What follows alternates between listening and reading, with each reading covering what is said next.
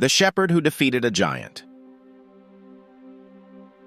David, a young shepherd, tends to his sheep, playing his harp and singing praises to God. He demonstrates his courage by protecting the flock from a lion and a bear. The armies of Israel and Philistia face off. A giant named Goliath steps forward, taunting Israel and challenging them to send a champion to fight him. Goliath mocks Israel's God and their army, standing over 9 feet tall, armored from head to toe. Fear grips the Israelites, including King Saul. David is sent by his father Jesse to bring food to his older brothers who are soldiers. David hears Goliath's insults and asks why no one is standing up to him. David's oldest brother Eliab scolds him, accusing him of pride and nosiness. David defends his curiosity, saying, "Is there not a cause?" David volunteers to fight Goliath.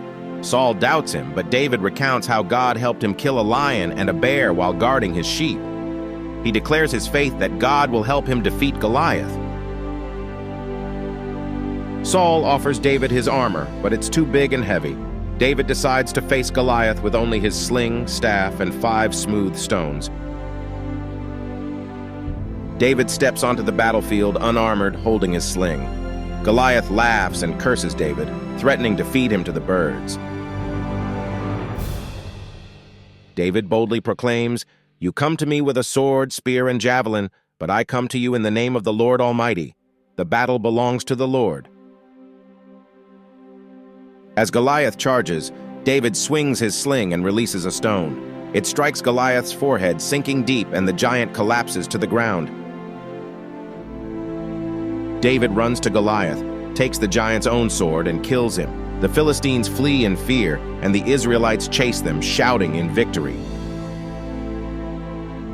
The Israelites cheer as David returns with Goliath's head. King Saul marvels at David's bravery and invites him to the palace. David becomes popular among the people, who sing songs of his victory. Saul grows jealous, fearing David's rising influence. Saul's son, Jonathan, forms a deep friendship with David, pledging loyalty to him and recognizing God's favor on David's life. David leads Israel's army to more victories against the Philistines, further cementing his reputation as a fearless and faithful leader. Saul's jealousy turns to hatred. He plots to kill David, but Jonathan warns him, helping David escape. David becomes a fugitive, hiding in caves and relying on God's guidance. He spares Saul's life multiple times, showing mercy to the king who seeks to kill him. Prophets and warriors recognize David as the future king. David continues to trust in God's timing for his ascension to the throne. Saul's disobedience leads to his defeat in battle. He and his sons are killed, paving the way for David's reign. David is crowned king of Israel.